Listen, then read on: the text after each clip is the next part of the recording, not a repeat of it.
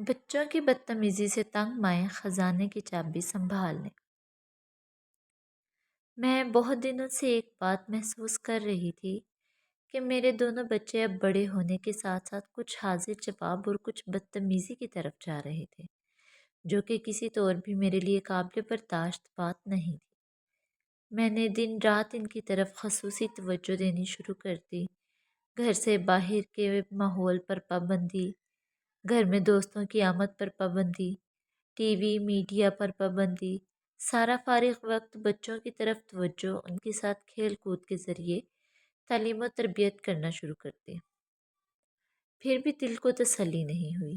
ایک دن بہت رو رو کے اللہ پاک سے مدد مانگتی رہی کہ یا اللہ، کیا ہو رہا ہے؟ میں جیسا چاہتی ہوں ویسے کیوں نہیں ہو رہا؟ ایک دن اپنی پرانی یادیں تازہ کرتے ہوئے ایک دم سے لگا کہ خزانے کی کنجی میرے ہاتھ لگ گئی۔ میرے دماغ کی بند کھڑکیاں کھل گئیں، میرے تقدیر سنور گئی۔ یا اللہ، تیرا شکر کہ تو نے میری مدد فرما دی۔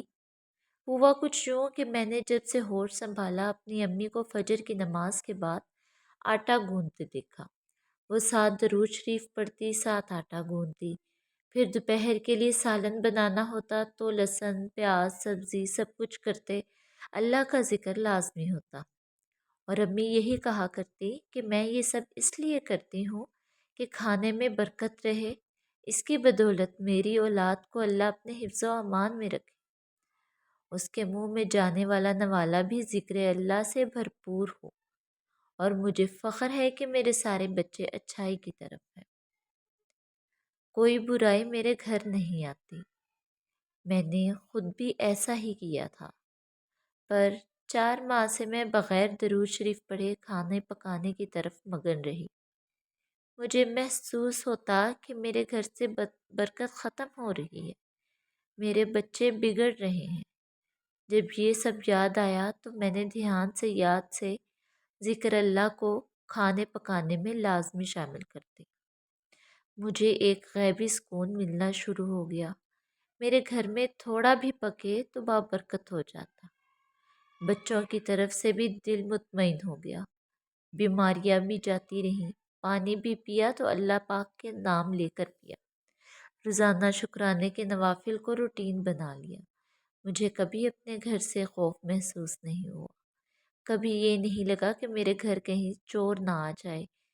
زندگی بہت پرسکون ہو گئی۔ بس کچھ عرصہ غفلت کا گزرا ہے، بے سکونی کا گزرا، اللہ پاک نے تھام لیا۔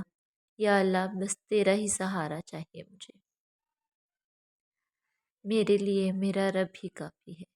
اپنی زندگیوں میں کھانے پینے کی تمام اشیاء پر اپنے رب کا نام لے کر کھاؤ، اپنے رب کا نام لے کر استعمال کرو۔